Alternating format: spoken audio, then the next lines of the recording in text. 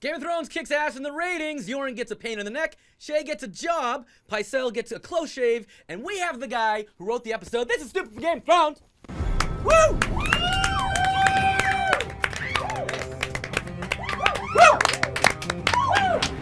Yes. Yes. That's meant to represent the studio audience.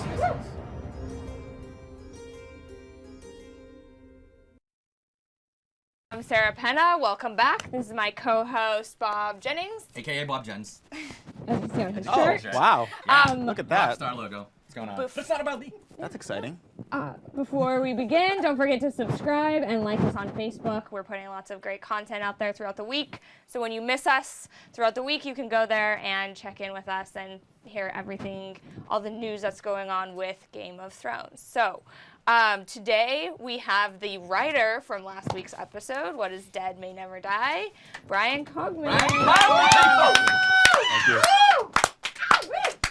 This was an awesome episode. It was. Thank you for being here. Thank Bryan. you. We Thank, really thank, appreciate thank you it. for having me. Yeah. Why don't you just? I mean, the episode. I'm just gonna say it. I think it was probably the best episode ever of Game of Thrones, and I'm only saying Wow. it because you're here. No, I'm just Wow. Well, good. It really was. There's so much information. I can't wait to get That's into amazing. this. Yeah. Thank Because you. it was a huge, huge episode. And not only do I feel like we dive right into season 2 with all the great setups. Yeah. You know, we're ready to rock. But if you read the books, there was a lot of information compressed into one. Yeah, and I thought it was compressed, but we didn't lose anything. Nothing. So we really would love to Great. hear That's about. the trick. Yeah. Yeah, I mean it's amazing. Can we talk about his crazy throne first? Oh, yes. yeah. Well, this is clearly a Lannister. You guys have really We- pledged your allegiance. He brought it with him. Kind of. Yeah, we didn't. He brought his own throne. Listen. No, I'm a Frey man. No, I don't know. Whoa. No, I don't know who I'm allied with. Probably the Starks. Can you Yeah. take? Sorry. Are you allowed Yeah. to take? You can take a side. I feel. I don't know. I am. Today I'm going. Oh, I geez, think it's an the exclusive. Starks. Mm. That's really unimaginative, but you know. No, It's I think fine. it's great. Yeah, I mean, I think in the end, love it's that. you know about this family that's been torn apart. And I'll just say something real quick. If you look right now, we've added this new thing. Wait, this side. There you go. Down the side, you can follow us along. If you see, you're going to see news and then different things we're going to cover during the More show. graphics. Oh, there's graphics Yes, on we've the got stream. a sidebar. Which Right. So if you're not watching live, you can click annotation. You go, I want to skip all this stuff. I want to hit news, click it right Like now. right you go to now. the news. Yeah, We're like, completely you're boring, really so gonna skip wanna all of this. Which I'm indicates we bored should right probably now. get to the news, maybe. All right, the news. News. Lord. I You saved saved you. his life. You did. Totally did. This is whoa, now we're putting it on the floor. Sorry, you're right. Perch him up there. Let's let's do this right. All right. Okay, so our first item of news is Game of Thrones got renewed for the 3rd season. All right. Yes. You have a job still. I do. At least, well, we get to go back to think. Ireland. They may not ask me back, but Oh. at least the show's coming. Yes, Well. I get to go back to Northern Ireland, which my second home for the better part of, 3 years. That's awesome. Yeah, incredible. What was it? What were the differences between last season and this season in terms of locations? I mean, I think a lot of chatter has been going on about Well- the locations are incredible this year. Yeah, I mean, I think we sort of took it to another level. Definitely. I say like I was scouting the location. Right. This will be Dragonstone. Make it happen. We shot Northern Ireland for the first and second season. This year, King's Landing and all of Danny's storyline, we shot in Croatia, in Dubrovnik and the surrounding areas. And Jon Snow's storyline, starting in his next episode, will be Iceland. And where were they Yeah. in the last couple? That was Northern Ireland. That was a set. Okay. That was a beautiful, incredible set that Gemma Jackson and her team amazing. put up. Oh, It's sort of crossing over as the HBO show now. I think it's sort of Yeah. going to usurp True Blood as the sort of signature show, Right, yeah. which is good. I good mean, stuff. maybe. Good job, Bryan Cogman. But yes, it was all me. But like it's crossed over from like just super geeks to like people, the lay people. Yeah. You Yeah. know, like my friend's mom watches. No, yeah, like You know, my type. parents and their friends are watching and reading the books too, which I would Yeah. never have. My entire family read the Yeah. whole 5 Yeah. books after I did. So it was. Yeah, I think that's the trick, is trying to make it palatable to people who would never read a book with the word Thrones in the title. Sure. Right. And also to people who enjoy the books, and it's a very tricky thing to balance. I think we usually pull it off, but you never know. Why don't you tell us a little bit about your background, how you ended up working on the show? I was an actor. I guess I still am an actor. I haven't. I mean, I sort of fell into this. So You have a great American accent, by the way. yes, I'm actually from Russia. This Well is done. this is an accent to feel at home in my home country. So no. So when we first moved out here many years ago, and I was sitting, in the living room when we were babysitting, writing something, and he noticed, and I didn't do it on purpose. I swear, I wasn't like, oh, this. I'm just. Is he coming over? Yeah, right. And he, was really encouraging and opened a few doors for me there. And then when the pilot came around, I joined as he and Dan's assistant, and it sort of snowballed from there. Yeah. Well, it's interesting for those that don't know. You have a role that's not just as a writer, but as the story editor, correct? Yes. Yeah. And well, that's sort of the title they give me, a certain pay grade. Okay, so here's what I was told. Next year, I'm executive story editor, which I guess implies It implies a $20 raise. it implies underlings that I don't have. Oh, right. I'm still the lowest on the totem pole, but executive. So Well, hey. maybe I'll have Titles are everything. maybe I'll have Titles are pens or some kind of executive desk. I don't know. But does a certain duties with that title? Is it just a title, or there's certain duties fall to you to sort of stay true to the books and things like Well, that? on every show is different. I mean, my role on the show since the beginning has been to sort of keep track of the mythology for. The keeper of the mythos. Yes, the keeper of the mythos, which Wow. someone I have coined heard. online. Yeah. It's in our notes. Thank you, Elaine. And that just happened by accident. When I was assisting on the pilot, I thought, the directors and designers were coming in, and I thought, it might be helpful because the backstory is so huge. Maybe if I did like a timeline of what happened during the rebellion, it might help, because that's sort of the main thing you need to kind of know about when you're coming. Geography, the different land masses and history and all kinds of stuff, and Sure. and then we had this, this thing, and Is it the show Bible? it's the show Bible, Yeah. basically, yeah, and that's what I sort of still maintain. So I sort of became the quote-unquote expert on the show just by default, because I kept reading the books and wield power like a jerk. Oh yeah. Or like that was not historically accurate. I cut. No. Direct, you just slap him in the face. No, I wish. You got it wrong, buddy. Yeah. I'll say, Sean, one more time, and we're killing you off. Right. And I like the And attitude. that's what happened. He pronounced Maester wrong one too many times. And I was like, you know what? Patriot Games. See you later. Fuck you. Bye, No, but Boromir. excuse me. It's okay. My mother-in-law's gonna watch this. And my wife's gonna kill me. Sorry. I'm sorry. So might be a good moment to go into crowning moments, where we can talk about some of our favorite. Well, the episode. Time Oh, yeah, an episode. The episode. Great. Let's talk about the episode you actually wrote. Okay. Yes. Crowning moments. Crowning moments. Is there a graphic? There's a There's graphic. We did. Oh wow. We did it. A graphic. It's We've done. already done it. We're back from graphic. That was. There's a sidebar switch to crowning moments. That's pretty rad. I felt Here we are. nothing. I thought something would, Yeah. Well, You thought a little crown was next coming a little disappointing. Yeah, we should have if we have a little crown come down from the ceiling. I like that. I like that. Next That's time, all rig it right. up. We'll rig it Right, up. next time when another guest is here. Well, let's talk about the ratings real quick. It's saying, what do we got here? Another high ratings episode matching They- last we week's did okay. 3.8 million views. Yeah. Yes, steady. And a total Steady. 4.5 across the 2 runs, which is awesome. And it's growing and growing and growing. So Thank you. Congratulations on that. We'll see. We'll see if it drops a lot next week. We'll know. As a writer, No do you way. get, We'll do you know get who to competitive? Do you get competitive with the other writers to see, hey, mine got a 3.8? Well, the other writers are my 2 bosses and Vanessa, they're all my bosses. So no. Suckers. No.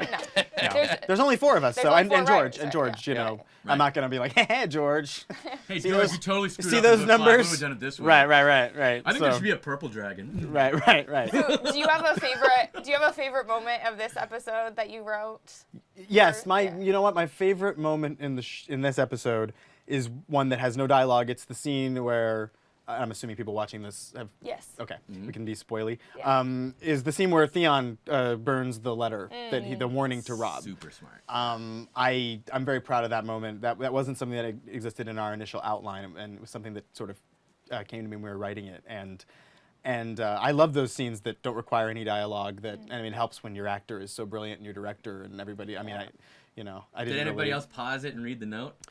I did. Yes, Of course. yes. And it was awesome. It's like I always kind of wanted it visually explained what in the books takes a long time to explain about his guilt and things like that. Yeah, and that's something that we brought a little more. I mean, in the books, there certainly is some guilt, but I don't think it's as difficult a choice as our Theon. Well, it's a little you know? more. It's a little subtler. You don't really see that moment where he.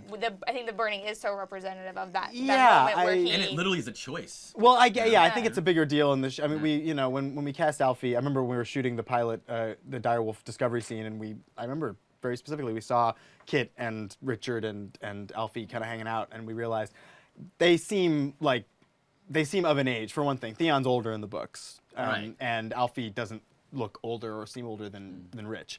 So we thought, okay, we're gonna make Theon 17, same age as Jon and Robin, make it more of a brother relationship between Rob and Theon. And I think it does pay off. And so I was excited in this episode to explore what that means. But yeah, that little note's framed. I have it framed. Oh, I do kept. you? Oh yeah, I grabbed it because that's not the one he burns. He burned a whole bunch of prop ones, but the one on the Right. table with the close up, that's framed on. What did it say? On my I caught wall. some of it, but.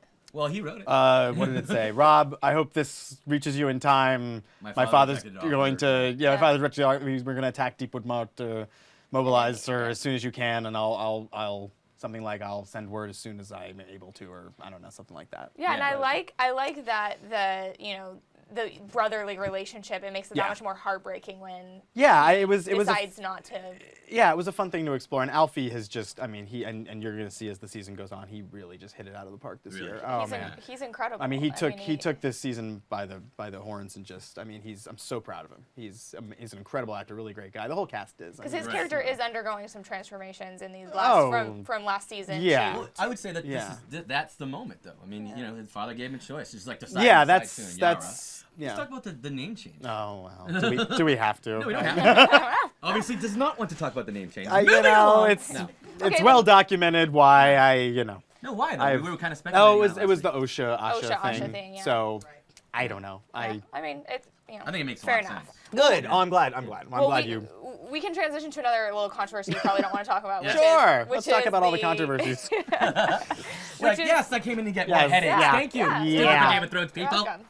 No, what? No, just the scene with Renly and Loras and just how it's sort of more pronounced, I guess. Oh, is that controversial? Well, I didn't think it was. this but isn't the shaving one you're talking about. This is the one in my episode. yes.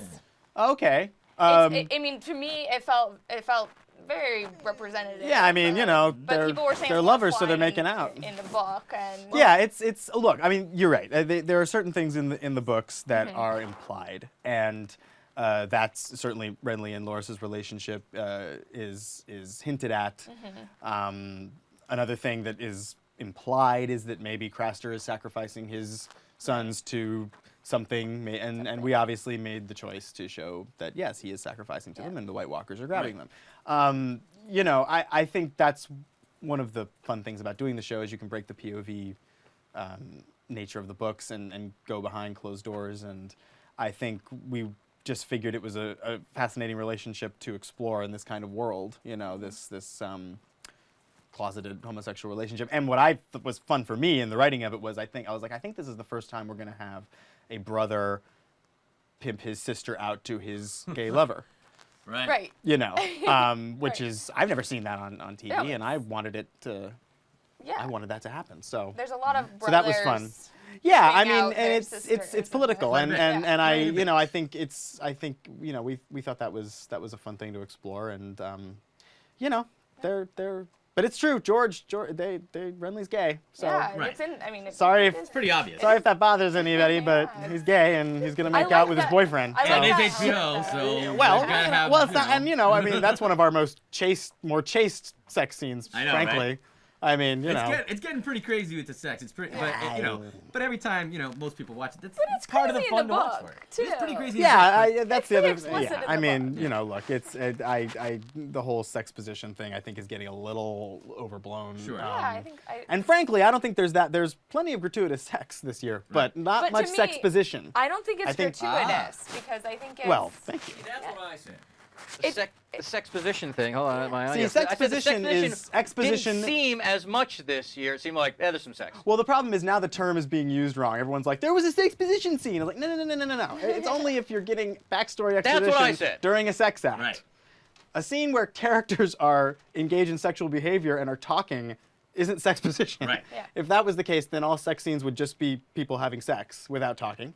Or, true. do you know what I'm saying? Yeah. So I'm pleading with you all. Please don't use the term Just don't. wrong. Google it. You know. I like Marjorie in this episode as well because Oh, good, yeah. Natalie's her amazing. character really is more developed, I think, in the earlier on.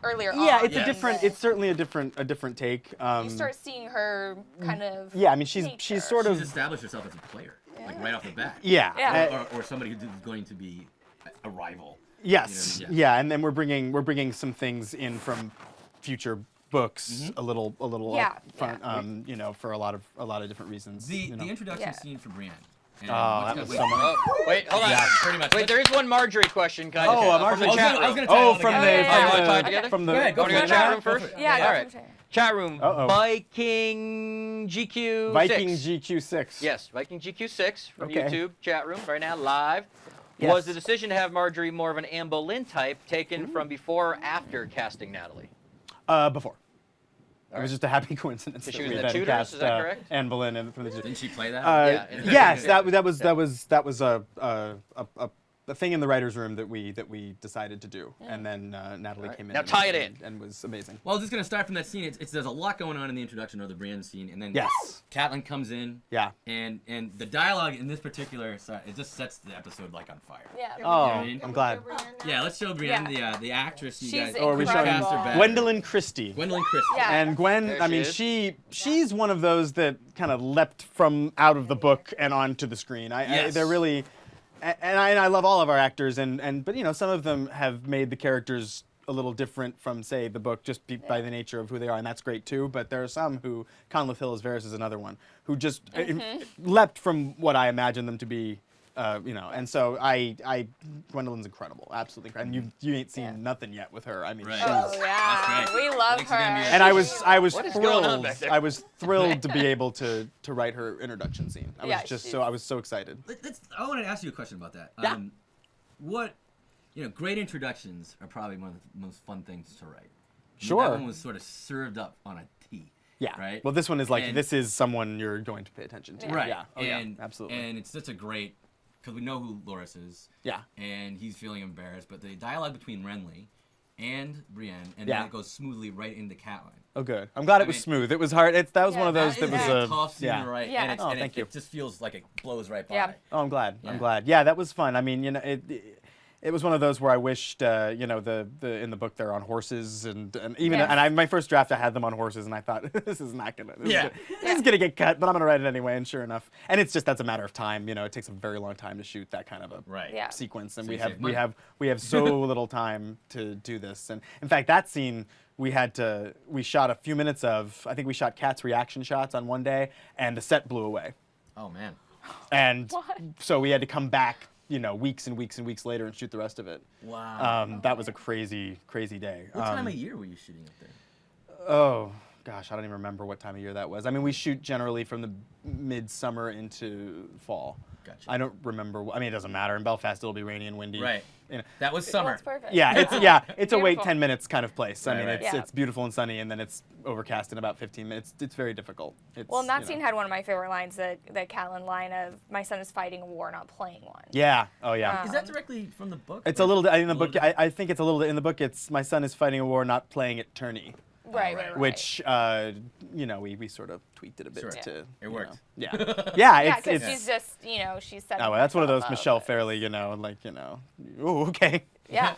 You know, She's- she knows how to deliver those zingers. Oh, yeah. We've got Pretty- some more pretty YouTube well. chat room. Let's Okay. do it. YouTube chat room. A plethora of questions. Uh oh. Ah, Let's Yikes. we'll try to relate to what you guys are talking about, and then we'll come back to other Yeah, ones. sure. It was such a great episode. Thank Goatbed you. 13 says. Who's this? Who said this? Goatbed 13. Goatbed Goatbed. 13. Subscribe now. Goatbed. Goatbed 13. Thanks, Goatbed. It's I'm such not a gonna great ask about episode. where that came from. My favorite moments, Brienne of Tarth introduction and a brief conversation with Lady Catelyn. Also Arya and Yoren. Oh yeah. Yeah. Now I Yeah. can't. Save that. Are we saving that? Yeah, we can get. Oh, I guess Oh, not. for saving You that. tell me No, what- well, Well, no, I can't take full credit for that. That David and Dan wrote that amazing monologue. It's the Yoren monologue. Oh, It really annoys me because I'm like, you bastards, you wrote the best scene in the episode that everyone's going to come up to me and go, oh my God, my favorite part was the, and I'm going to go, oh, yeah. No, I had a scene in there that was from the book, or it's a scene between Arya and Hot Pie. And it's a scene I quite liked. It's where she's polishing needle and he's asking, where'd you get that sword? And my brother gave it to me. Oh, I didn't know you had brothers. And it's a nice bit about Jon Snow that I loved. And so we did the read through and everything went great. And I got the new pages just before we were starting to shoot, and that scene was gone, and there was a Yoren thing, and I hadn't read it yet, and I was like, no, you cut the Hot Pie scene, and David said, just read the monologue, and I read it and went, oh yeah. Yeah. And it ends with one of my kind favorite of incredible. lines. I buried an axe so deep in Willem's skull.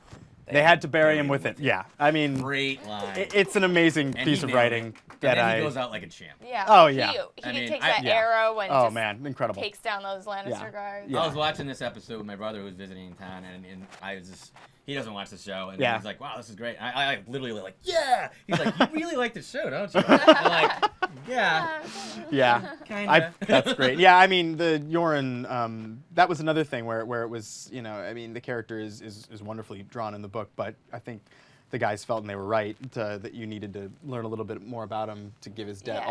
all the more weight, and it sets up a few things that you'll see in future episodes. I don't want to spoil anything. Sure. With the talking of praying is paid off later, and so.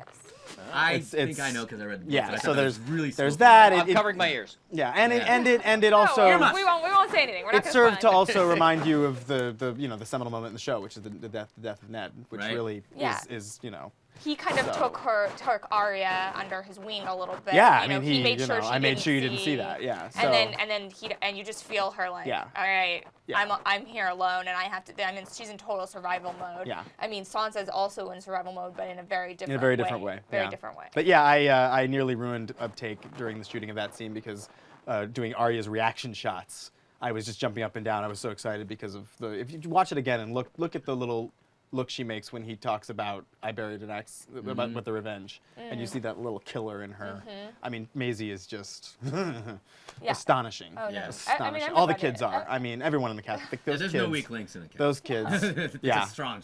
Yeah. No. I mean, it's an embarrassment of riches. I know. Terrace Cauldron would Terrace like to Cauldron, know these are why great. no Hot Pie battle cry at the end of the episode. Oh, okay. Well, that is one of my favorite moments from the book. That is one of my favorite moments from the book, the Hot Pie. I remember when we cast Hot Pie in season 1, I was like, yay, I can't wait for Ben to yell Hot Pie! And I is one of those, and then when I got assigned that episode, yeah, I get to write the scene where he yells Hot Pie! Right. And then I realized a few things. One, we never established on the show the yelling of where you're from when you go into battle. Right. 2, our Arya is a little older and a little, I'm going to say a little wiser, is probably not going to give away her identity plausibly in the show. That's Right. up for debate, obviously, but I felt, In the book, she yells I don't Hot think Maisie's Arya is going to yell Winterfell. Right, Winterfell, yeah, sorry. So that and that scene, as you might know from reading the books, is a conflation of a bunch of different scenes. Absolutely. Yeah. Originally, it was written to be more like the book, and that a lot of that stuff was supposed to happen in the next episode. But for a lot of reasons, we had to, Yeah. compress Compress it. it, We had like 3 nights to shoot it. We have child hours we have to deal with, so Right. you only have a few hours to shoot with Maisie and with Ben, who played Hot Pie. We have a location that had walls you couldn't scale, so the scaling of the walls element of it was not there. Right. And so I had to adapt the scene in a certain way, and by the end, Hot Pie wasn't even in the fight. Right. So he couldn't yell Hot Pie. So I had to, in this job, you have to kill your foster babies, as I put it Right. in an interview the other day. Yeah. And believe me, what this is Cauldron? Who is this? This was Terrace Terrace Cauldron. Cauldron. No one was more hurt than I was to have to lose Hot Pie. But I stand by the decision. Someone needs to make a GIF of that. I seriously, it killed me. I had it, and I even had it in the draft. I thought maybe we can get away with it. It would have just been strange and confusing. It would only played to people who read the books, and we have to play to everybody. Yeah. So I there it feel is. like, because in this episode, actually, Marjorie yells Highgarden. That was the only time. Yeah. It's like the first time they've done It's it. only it was the first time they've done it, Anybody and in has, fact, that was almost cut. I was actually surprised it made the cut. Right. I thought, oh, well, she's doing it, but it wouldn't have been enough. No, to I make it make definitely sense. agree with you. It's But I not think enough. it helped link her to Highgarden. Well, the other too, thing is because- Highgarden had never been mentioned. Exactly. As so that it was more just to sort of introduce that House Tyrell as a force. Right. So anyway, sorry. I think we have to I try. transition a little bit and talk about this is a very game-playing Game of Thrones episode. Yes. Yes. With Yeah. a guy named Tyrion. Ah, yes. This yeah. scene is very skilled by It was fun. playing some of the main characters that, that we established from the Small Council last year. Yeah. With Littlefinger and Varys and Pycelle, Mm-hmm. and then the decision to sort of show Tyrion in one episode, get all that information across. Now, Yeah. am I wrong?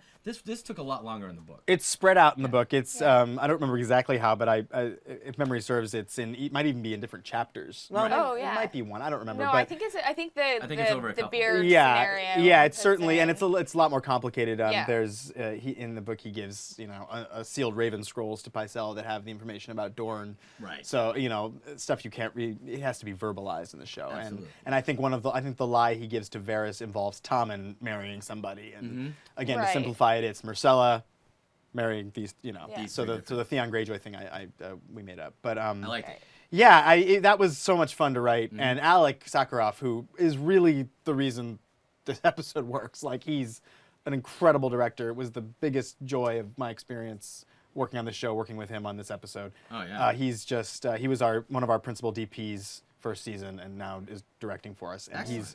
he's astonishing. And we shot that scene in one day, and it was just a joy to watch, and it was to watch unfold. And Peter had a great time with it. And I love the small council scenes. I wrote one in Yeah. the first season.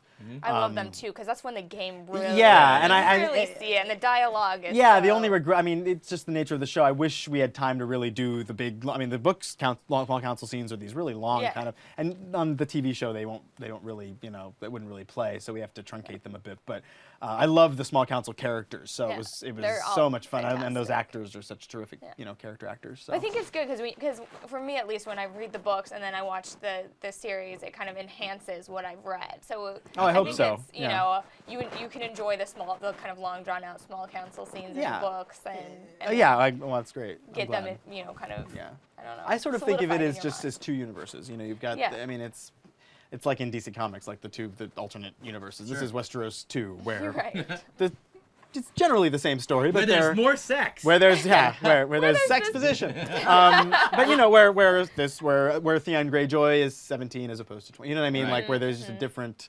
I was watching with my parents this time around. I was like, please don't. Oh, be there don't the weird watch with sex. your Please parents. don't be- Oh. I was I visiting know. them. We I had to get watch. I emails was like, all so the what's time. the show? I I'm was like, please don't watching let there be this- weird things. I was watching this with my mother. I'm like, well, why were you watching it? Yeah.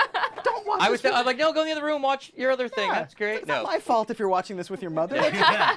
It's like you're out of your damn mind. What's It wrong should with have at you? the beginning. It says, it's like strong language, brief nudity. Don't Yeah, watch don't this watch Yeah, you with don't your watch mother. Don't watch this. Don't do it. M17.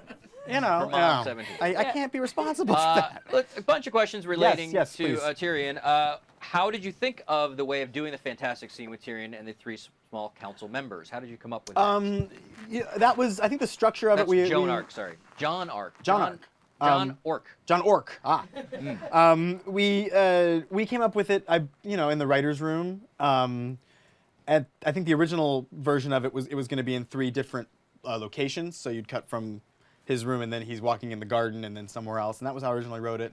And then we decided it would be better to keep it in the one room, and that was great because we were able to do the little visual trickery. Yeah, he goes and really- gets You the know. wine, turns around, Yeah. and it's So it was a almost like you're- collaborative thing. I mean, that's the thing. I mean, I'm happy to, take a lot of praise for the success of the episode, but TV is a collaborative. I mean, it's David and Dan's show. I help execute their vision, and we come up with the basic structure of the episodes all together in the room, and then I get to go write it, and then they look at it, and it's and then things happen on the set. The director has notes. You have it's everyone is in this episode. How long you do know? you get to write it? I know, like sitcom, usually it's like a 30-day thing. Sometimes you get to go off and you come I back think a I week had later. on this one a couple weeks. Couple weeks. Couple yeah. weeks, and you guys retable it after you do that, sort of, or is it? No, then I just I write it and then give it to them, and they give me whatever notes, and I do another pass, and then no, that's about it.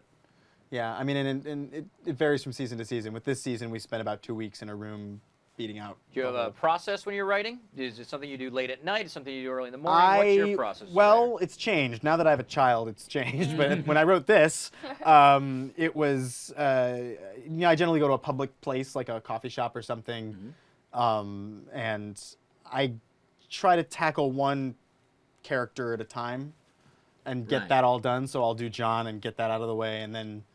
And then sort of restructure. And then after that. I'll order the scenes once I've gotten them all. That helps. If you're going back and forth while writing, you go crazy. So I kind of take one character at a time. It's interesting. It's kind of similar Yeah. to the books. Yeah. Yeah.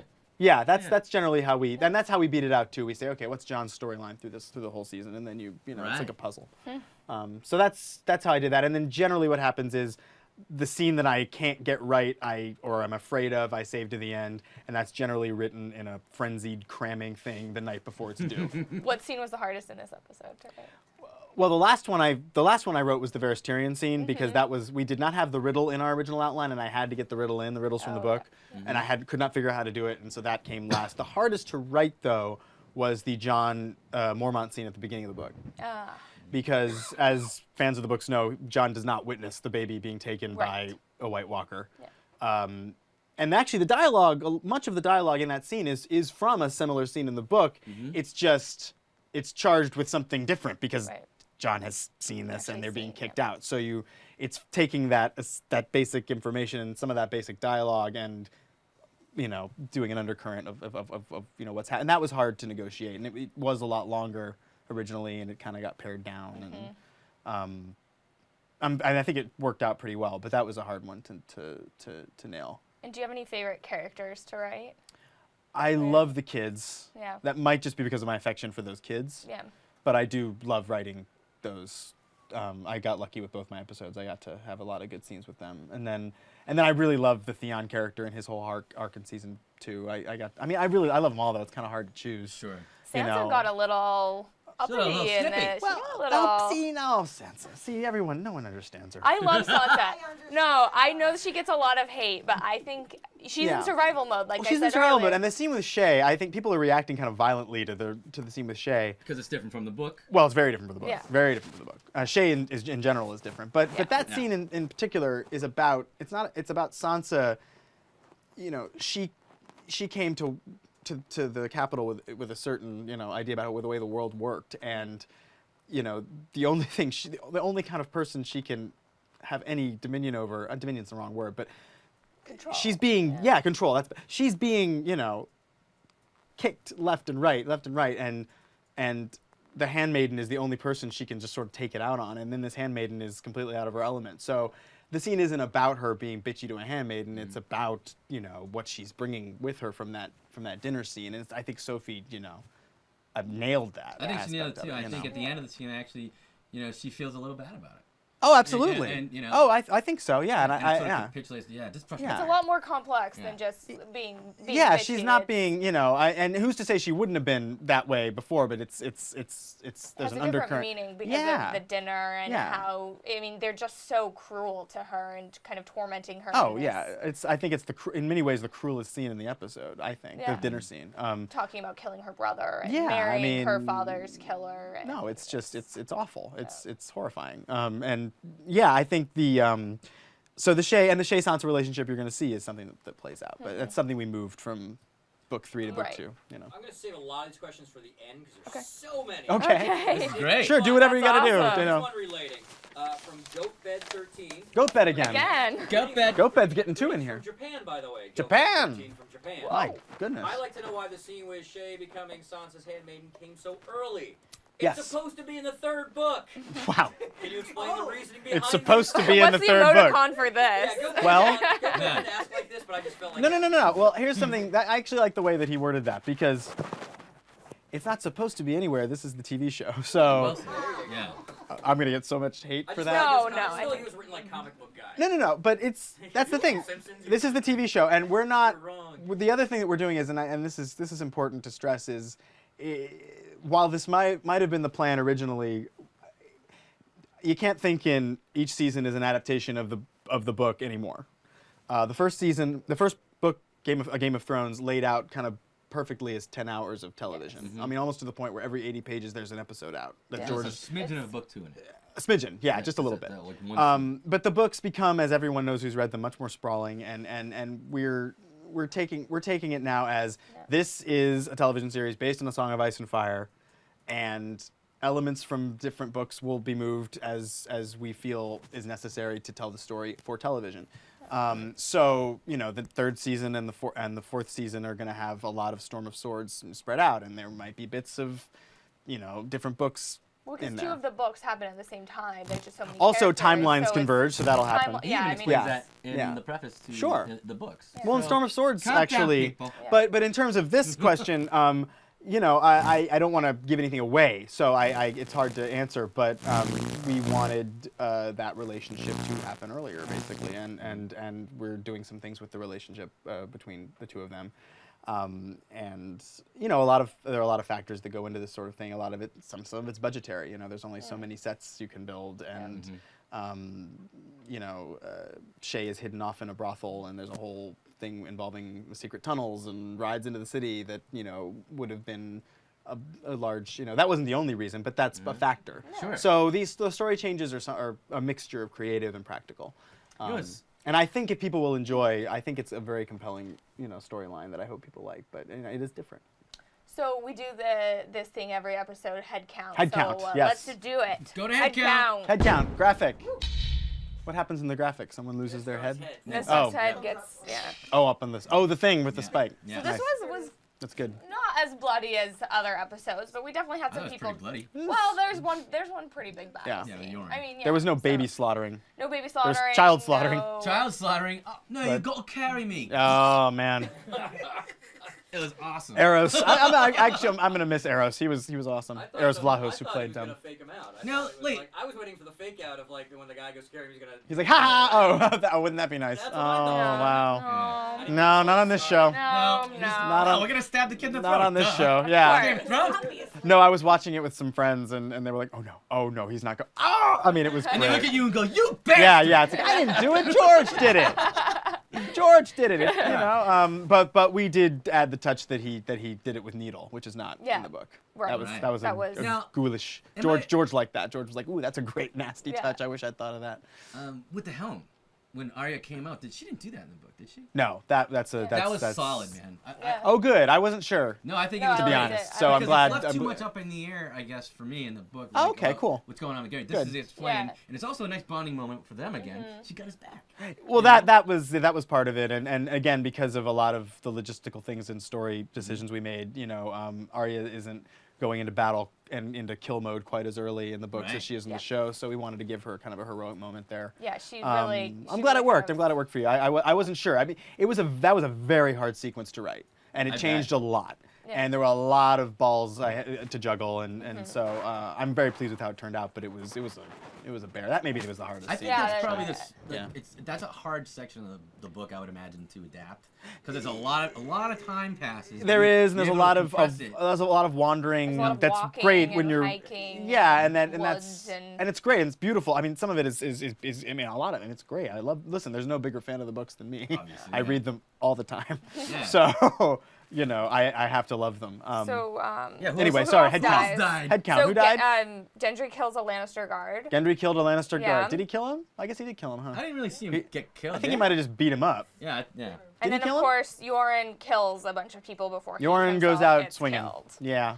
So he takes that arrow and then Oh. just he goes. I always Yeah. hated crossbows. Yeah. And Alec. Too long to reload. Yeah. He's right. All you crossbow people out there. Yeah. Too You long should to- probably carry a sword and a yeah, crossbow. yeah. Just Don't just suggesting. depend on that. Yeah, and the sort of warrior death with Amory Lorch coming with the thing, and that was all Alex, conception. And he really loved doing that stuff. That was awesome. Yeah, I mean, that was. It just really sets it up. I mean, now Arya and Gendry are in this. Yeah, they're on their own. trapped. They're on their own. Everyone. I'm kind of looking forward to seeing Harrenhal. I am too. I haven't seen it with all the visual effects and stuff, Right. so Haunted, I'm excited. I'm gonna help. That was an amazing set. That's one of Yeah. those sets Yeah. that you walk on and you're like, well, how is this my job? I mean, how am I at I work? can't wait to see. I mean, that. it's just when you're a kid, and it's and again, Gemma just did this amazing Harrenhal courtyard set that will be enhanced with different effects and things. But it's I'm excited to see it. You know. It's just gonna be On like screen. a total flip out when you put all that effort in as a team. You guys have written these episodes. Yeah. You need to see this cast come out and just knock it out of the park. Oh yeah, and then Especially, like, when you're there, and then you to know? see it in post to see how it Yeah. all. You know, I see some of the rough cuts, but I hadn't seen it. That was the first time I'd seen it with Ramin's new score. It's the first time I'd heard the Greyjoy kind of themed under the baptism Yeah. scene. I mean, it That was was such a thrill. beautifully shot. Beautiful. Oh yeah, that was a great day. Yeah. The lighting That's was another scene I perfect. love that doesn't Oh. have. They Yeah. you So could tell they added beautiful. some extra light to kind of make Yeah, it but that it was- moment. Yeah, It looked I'm really not so good. sure we. Well, I don't remember. They It were was glowing. a great day. Yeah, that was That's fun. amazing. Yeah, Are I'll- we ready? Full chat room of questions. Sorry, Oh, we're so We're just going on and on. And just let us know when we want to do Skype. They're here. Oh. Was that it with death? Oh yeah, That's this it. is Wow. cool. We got. Yeah, Okay. that's That it. was a comparatively. Yeah, I mean, all right. it was. Wait, there wasn't there one that we violent, talked but about? We Urine. missed one. That's Yeah, it. Dorne. All right. Urine was the kind of the biggest. That was that was That's the a big one. recurring death.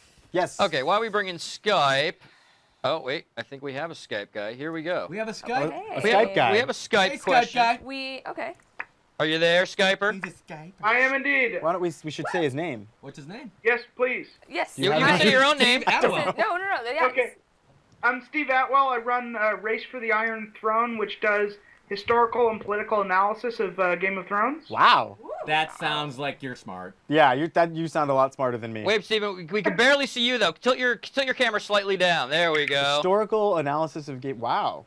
You So do you're tell. a PhD student at UC Santa Barbara. Is that correct? Yep, I do the history of public policy, but you, as a historian, you do a little bit of everything. So this was kind of my natural way of expressing my fandom, was to relentlessly analyze, because that's really all I Wow. can do now. Now, were That's you familiar with the books before watching the show, or? I've read all of them at least 3 times. Okay. Wow. Okay. Good. Almost like you. Oh, Almost yeah, as many times, well, almost 3 times. I've read them more than that. But, Yeah. Wow. But I won't be able to do what he's about to do. Yeah. So you can name a historical equivalent to every Game of Thrones character. Is that correct? To the major ones. The major Right. ones. Okay, we have a list here. Of, So if I throw Mord the Jailer at you, there's no historical. Well, it's like, there could be a random jailer in like Well, that's true. cellars, but like That's true. who knows his name, Yeah. That's yes. That's cool. Let's do it. Why Wow. don't you that's. pick Oh, am I? his list, Yeah. and then, What do and we then have we'll all here? go do one. yeah. It was the word. Oh, okay. Yeah. All right. So who do you feel the historical equivalent to Stannis Baratheon is? That's interesting. The great. I have a funny one for Stannis Baratheon. I think he's a cross between George Washington and Ho Chi Minh.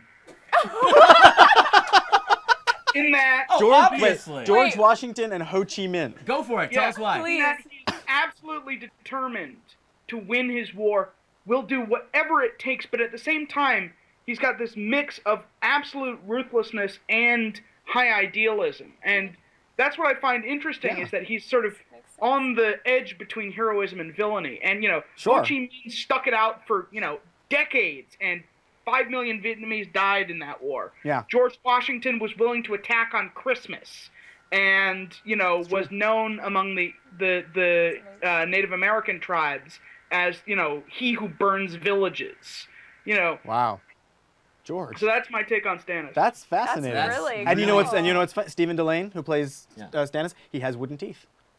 Get out of here. No, I'm kidding. That's not true. I'm sorry, Stephen. Stephen does not have wooden teeth. Okay. That's how- really cool. Wait, Those two convinced. do I get to read another one? Yeah. Yeah, go for it. Well, okay, let's stay with that, because this is so Melisandre. Now, who's your equivalent for Melisandre? Melisandre is like a cross between, and I know I'm doing a lot of crosses, but That's I have okay. to make it work, between Rasputin and Matahari. Yes. Okay. No, Rasputin. That definitely has come up in discussions. Yes. Yeah. That's fast. That's great. Now, and Because how it's so? a mix of like religious fanaticism, this kind of intensely magnetic presence, and then also this kind of femme fatale sexuality, kind of both at work at once. Yeah. Yeah. An aversion to poison. Yes. Yeah. She That's can't be killed. can't be killed. That's really cool, man. That's cool. That's awesome. How about Tyrion? Tyrion, I described as a cross between Richard III and Claudius. Have you guys seen I, Claudius, the BBC Sure. series? And I tell you, George R. R. Martin is an enormous fan of I, Claudius. Yeah. Yeah. Well, they both have a similar thing going, which is because of their disability, they're not taken seriously within their own family, which given the like internal family dynamics, helps them survive. Yeah. But at the same time, they both have this immense intellect and capacity for administration. And unfortunately, because of their disabilities, they get this really bad press. You know, Yeah. Richard III, what do we think about him? He's a murderous hunchback. Yeah, and You that's know, and that's a lie. Yeah, it's a Perpetrated lie. by the In by the reality, Tudors. He's an amazing king who died, really unluckily. Yeah. Wow. That's, Yeah, absolutely. Well, George would love this because George, I mean, George took, and he'd be the first to tell you, he took these real historical events in a lot of cases and made them bigger, as he sometimes puts it. That's definitely, a Stark, Lannister, York, Lancaster. Sure. Yeah. Yeah. Well, who else we got? What about Littlefinger? Littlefinger is a lot like Thomas Cromwell, not the guy who executed the king, but Thomas Cromwell, if you remember this from the Tudors, was Sure. One of Henry VIII's buddies. He came from absolutely nowhere. I mean, his father was a minor spice merchant in London. He was a cockney, and he was really good at rubbing two coins together and getting three. Right. That's how he rose through the ranks and got him into the made him. He ended up as Earl of Essex, which is kind of as high up a commoner can go, by helping to arrange Anne Boleyn's marriage. So, like Littlefinger, his ability to broker deals and his ability to make a lot of money are his saving graces, but he has this Achilles heel of being relatively lowborn. I mean, Thomas Cromwell was absolutely despised by the court and, ironically, the common people because they thought he was too lowly to be the Chancellor of England. Right. Wow. Right. Okay, we Amazing. have one more. Do you One wanna, more. do you One wanna more. choose Okay. one more? Let's do a really wacky one. Daenerys or Drogo. And Steve, you have on your site, is it raceforitheironthrone.com? It's racefortheironthrone.wordpress.com. Okay. Well, we'll That's throw that fantastic. link up on Yeah. Twitter and Facebook. And we'll put Yeah. it up on Sweet. YouTube. Well, Awesome. let's go for the last one. How about Khal Drogo? That's cool. Khal Drogo is Attila the Hun. Yes. Yeah. I guess that was Yeah. an easy I was one. gonna guess that. Never mind. Let's go. That's good. No, never mind. I was. How about? There's an interesting reason for this one. Okay. Which is that Attila the Hun got engaged to the Emperor of Rome's sister in exchange for him reconquering Gaul. Wow. And I didn't know that. like Khal Drogo, he died very unexpectedly, right? Khal Drogo dies because a tiny cut gets infected, Yeah. right? Attila the Hun got really, really drunk and then suffered a nosebleed, but he was passed out. So he ended up choking to death on his own blood. Wow. Oh my god. No kidding. That sounds like something George Martin wrote, didn't it? Yeah, it does. Yeah, it does. Yeah. I don't know much about Attila the Hun, so that's wow. That's Sounds really like a lot cool, of man. 60s rockers. right. Jimi Hendrix, Keith Moon. Yeah. Yeah, exactly. But it was bars. He's a cross between Attila the Hun and Keith Not a Moon. nosebleed. Yeah. That's amazing, Well, man. thank you so much. Yeah, I that was can't wait fun. to go check out your site, and everyone should go check it out. Yeah. Really Yes, fascinating. do. So, Race for the Iron Throne, right? yeah. .wordpress? .wordpress.com. Awesome. Thanks very Follow much, us guys. on Thank Facebook you. and put that up Hey, there. that's cool. That was incredible. George Washington and Ho Chi Minh. I love that. That's my favorite. Yeah, for Yeah, that sure. was pretty Wow. interesting. Amazing. Meanwhile, 20 more new comments. Oh, boy. boy. They're like, Ho Chi Minh? Should we- What's he talking Should about? we try to hit some of these? Yeah, let's do Yeah, yeah, they tuned You in. know, why not? Yeah. Somebody asked if this was his PhD dissertation. Okay, that guy It was was, knowledgeable, man. it was not my Whoa. PhD dissertation. That was, oh, to talk about him. Okay. That was Does anybody speak incredible. Spanish? We've got a couple people from Mexico I and they're do going, not do you speak speak Spanish? Spanish. They're trying- Like, No hablo español. I no speak- tengo I speak a idea little de Dothraki. donde estoy ni cómo llega acá. Okay. I don't I know heard- what that, if someone's I heard listening, You know here. Spanish, right? translate. All right, let me get down to these. I love the. I'm gonna just read these. So if I. Yeah, for it's it, just. This is from Alas Libertine. I love the quick but loaded mention of House Martell in this episode. R.E. Carsey on Tyrion sending Marcella to Yes, Dorne. Marcella These to Dorne, names. yeah. I gotta be honest. It's all right. If I mispronounce, I'm so bad at catching Marcella, up with it's, names. Yeah. Dorne is the southernmost of the Seven Kingdoms, and Can we yeah. expect more hints, groundwork about the Martells in S2 heading towards season 3? A little bit more, I think. A little bit more. Mm-hmm. Yeah. Okay. I mean, it's a tricky thing. You have to pick and choose where you thread these bits of mythology, and you don't want to overload it. And there are also choices that need to be made in future seasons about who exactly we're gonna, how we're gonna adapt certain storylines. So you don't want to. You have to be. It's very tricky, and you have to sort of pick and choose. Hard. Maybe if you have too many characters, it's probably easy to lose some of them. So that's why you guys are. Yeah, I mean, I don't. That's where the adaptation comes in. Sure, when and you put Shay together with Sansa. Yeah.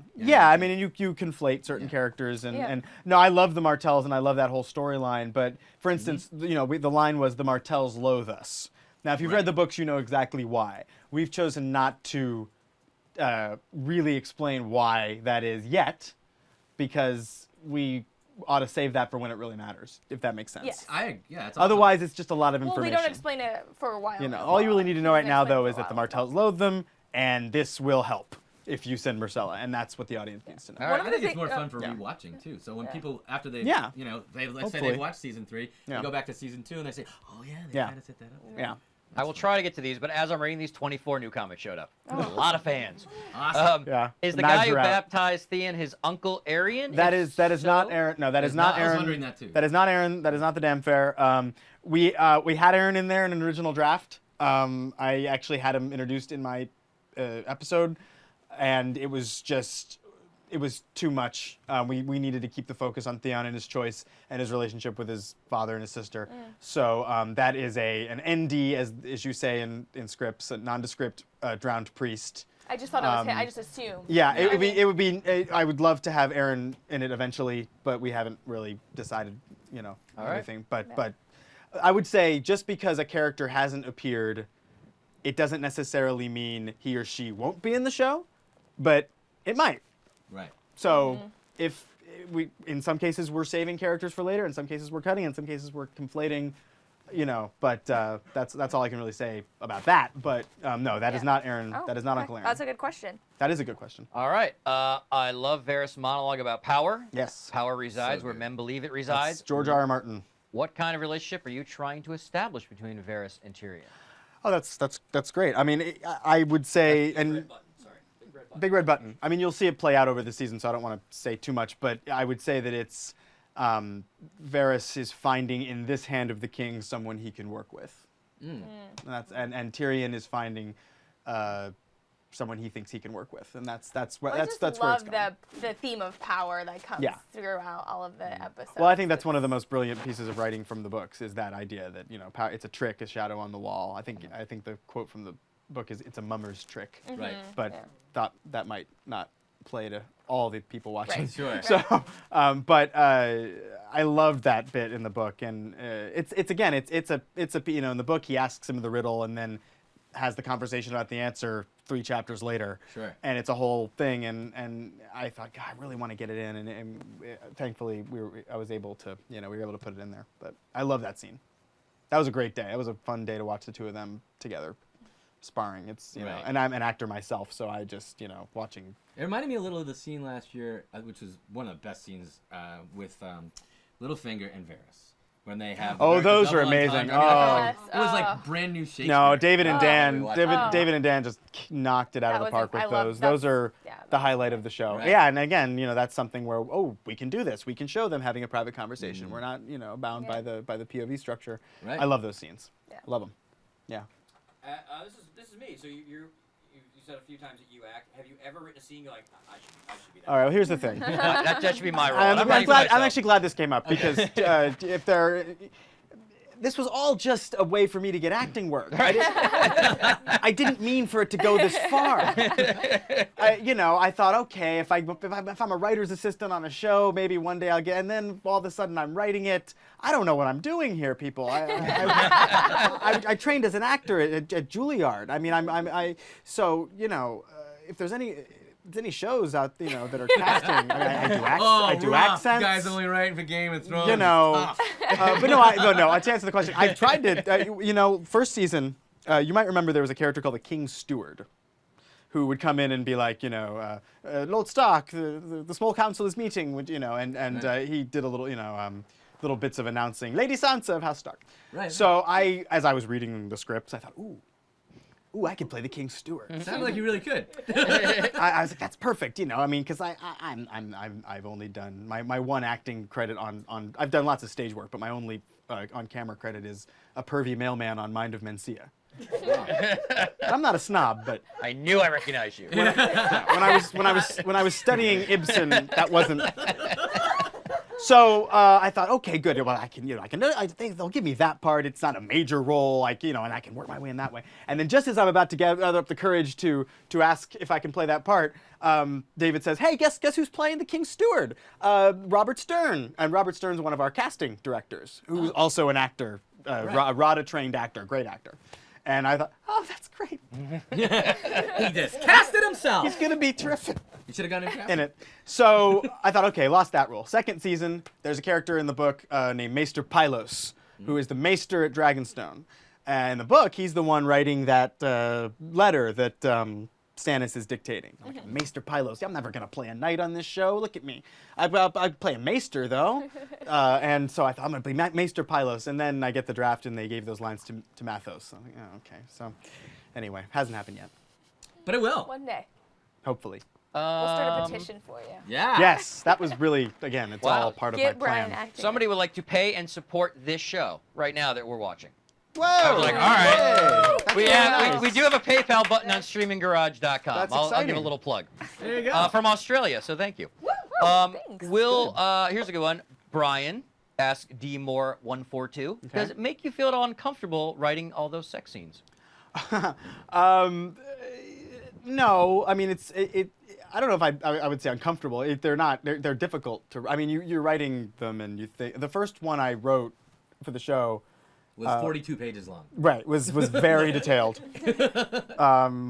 No, the first one I wrote for the show was actually it was a version of a scene that ended up in one of David and Dan's episodes, episode 3 of season 1. It was a scene between Cersei and Jaime, and it didn't end up being a sex scene once it was rewritten by the guys. But I remember writing the sex act stuff, and I was like, how do you describe it? And I went on I was like, maybe I can look at a romance novel site because that just bodice ripping stuff. And so I was like, okay, I guess that is how you would write that particular thing. I can't imagine the Theon one on the ship. The Theon. Oh yeah. That well, was that's from the book at least. So. Yeah. But no. So in terms of sex scenes, I haven't written that many though, have I? I mean, the Marjorie one isn't really a sex scene per se. Right. No. Did I have any sex scenes in my first season episode? Like sex scenes? No, I haven't had to write the peeping Tom scene, and that's, I leave that to my bosses. Well, we should mention that. I don't think we did it. And you wrote in season 1, Cripples, Bastards, and Broken Things. Yeah. That, and I'm not just saying, I've always said the scene that really made me go, oh my god, I love this show. Yeah. And that was episode 3, you said, right? 4. 4, okay. Is the exchange between Theon and Tyrion. Oh yeah, Ross. that scene. That was the last Your next scene. tumble with rolls is on me. Is on me. I'll try not to wear her out. Right? Yeah, that was the last scene I wrote for that episode. We wrote that months after we finished shooting episode 4. I actually wrote that in Malta when we were shooting later in the season because the episode was actually running short, and we realized, speaking of Theon, we knew Theon has an enormous role in the second season. In the books, he's largely in the background in the first book. I mean, very much more so than he even is in the first season of our show. And we realized in order to make it work for TV, we need to give him more to do and get his backstory out a little bit. So that scene was a chance to introduce him early. I believe it's the first time you learn anything about his backstory, like why he's there, the fact that his father led a rebellion. Stupid rebellion. A stupid rebellion. And it gave us a chance to have two characters that don't really talk at all in the books have a scene. So it worked. And yeah, that was a fun scene. That was a really fun scene to write. Yeah, and I think at that time, Peter Dinklage had just been nailing every scene. And that was when I just decided, this guy's getting the Emmy. Really? Oh, wow. And then he did. Oh, that's nice. That's nice. That's a little scene, so I'm glad you like that. Yeah, that's fun. All right. I don't remember what the question see. Oh, sex, lots right, and yeah. lots more. Do you feel like Littlefinger of the show is different from the books, and how so? Asks Blue 2 Penguin. Yeah, I think he's probably a little different. In some ways, I think part of that is the nature of the adaptation. Giving him scenes that are from his point of view. Aiden also brings a specific sort of it's hard to put into words, but a sort of persona to it that. It's like a wily stoicism. Ooh, wily stoicism. Wily, that's wow. You've been saving that one up. You haven't have. Yeah, You were I hoping have. this would come up. I was like, this is my moment, guys. This is you my know, crowning moment. I don't know. I mean, I feel like I hope we've been true to the character of the books, but I would say he's a little different. Yeah, not better, not worse. I hope, but different. Yeah, and he's also not short. So that's why we had that line in my episode. I was short as a child because he's not short. But yeah. Let's see. But we've certainly made his proprietor of brothel thing a much bigger deal than in the book. Yeah, for sure. There's a little more Al Swearingen there, maybe. I don't know. Deadwood reference. I don't know. It's You got any other questions, Mike? Yeah. Anybody from the room in here? We've got a lot of people in here who Yeah. are fans. Well, but yes, you know. I'm still looking through all Well, these. Are you Um, looking Waiting to go through a bunch? Okay. Well, one thing is our producer Elaine over here last night was talking to Dave Peterson, the Oh, guy wow. who created a- the Dothraki yeah, he's a language. Two will be on. Two will be on here in. Oh, is he going gonna to be on? Weeks. Yeah, Oh, he's gonna he's- be here in 2 he's, weeks. I mean, that's incredible because Oh, he's a it's, genius. You know, He's ridiculous. It's pretty amazing. He's ridiculous. And It's amazing. he told Elaine that he had created a Dothraki word for you based on your name. For me? For you. Oh. And it is. This is exciting. Apologies, Dave, if this is wrong, but Ify Cogman, which means flawless victory. Wow. Wow. Dave. That So- is. That's That's a friend. Ify Cogman? Yes. Yeah. You can see how Look it's at that. With a K. That's I'm touched. That's amazing. Yeah. That's amazing. Take a couple more questions because there's way too many. You know I'm working that into the script now. Yeah. We will go on There you YouTube go. and try to ask these, try to answer these. I don't know if you have any spare time. If you happen to, feel free to go on our YouTube page as well. And Brian Oh, maybe can sure, answer. yeah, sure, Because there I'll are a answer a few. lot of questions. Yeah, we'll yeah, try I to mean, you reply know. to Or them. you can follow him at Bryan Cogman. Oh, Brian, don't tell them yeah. that. Oh God. I'm gonna have to, you know. Here's an interesting. I got work to do. Terrace Cauldron asks, has Cauldron. Roy Daltrey's, is that correct? Narration of characters Roy in the Dotrice, yeah. audiobook influence your writing? Have you actually checked them out? Or if you have they influenced your writing? I listened to some of the first book, but no. I mean, not nothing against it, but I just didn't really listen to the audiobooks much. So, I know that Vanessa Taylor, our co-exec who joined season 2, I believe she listened to most of the books on tape. Roy's amazing. He was originally supposed to play Grand Maester Pycelle and had to drop out because he was ill. And Julian Glover, who's amazing, took over. But Roy is on the show this year as Helene the Pyromancer, who you'll meet in a couple episodes. Awesome. Fantastic. And Can't it was wait for such an that. honor to have him. I mean, and George and he are very good friends. He's read all of the books. Oh no, he didn't read Feast for Crows, but but he read the other ones. He worked with George back on Beauty and the Beast, the old 80s TV show. George Oh, was a yeah, writer. right, George sure. was a writer on that show. Oh, Yeah, and Roy played the Amazing. father beast guy. So that was a real thrill to have him on the show. But no, personally, no, I wouldn't say it influenced my writing of it. But here's one to sort of end on after we'll have maybe Okay. one more. This is a real easy one. Can you talk about the mediation on the illusion of power and its juxtaposition with Cersei exercising actual power when she shoves Tyrion in a fit of rage, reducing him to the small man he really is? ooh, well, I tell you, Thanks, Mom. I know you want. I'm glad you asked. My English teacher wants to Um, know. The way I don't really approach writing the show thinking about that kind I just sort of write the scene and write the story and what the characters want within the scene, if that makes sense. I leave that to the smarter people. I will say that moment, if we want to talk about that moment, was one of those amazing things that happens when you're shooting that was not scripted. It was just what was happening in the moment with the two of them in that take. It was one of those, I remember very specifically, it was one of those moments where you're watching and the entire room just went, it was just so raw. Lena and Peter are very good friends, and they had amazing time together this past season because they have a lot of scenes together, and I think they feel as actors very safe with one another to really go there emotionally, and that was just an incredible take that we managed to get, and that's why it's on the show, because it was perfect. But I didn't write it. That's amazing to hear that kind of backstory, because it is this moment, and then the camera kind of pulls back, and you're like, you just see. No, I mean, how you're it's just shot, and oh you just yeah. see him. Well, kind of and the like, reaction's very real. I mean, Peter, I'm sure, was thrown by it. He wasn't expecting He it. was like, I don't "Wow." know that Lena expected to do it until she Yeah. did it. I can't speak to what's in their heads, but You know, movie magic. movie magic. We got one more. Sure. A big fan of ours, comes to all our shows, watches all our shows online that you can as well in Streaming Garage. A little plug. Venice Riley would like to know. She says, "Love the intro of Marjorie and Dormer delivered. Any chance she would hook up with Brienne? Would love that." Well, I can't comment on future episodes.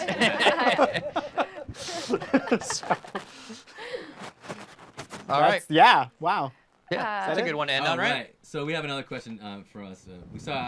We saw you tweet a plug for your brother's new CD Oh the yes. other day, and wow. would you like to give him a shout out here in Well, the show? sure. Thanks. That's awfully nice.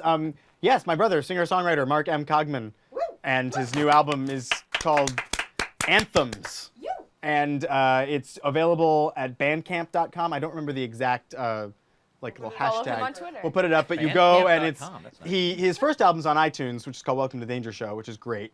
But he wanted to put this one up as a name your own price thing so everyone could get it. So That's awesome. pay $1, pay $50, pay whatever, but get it. It's a great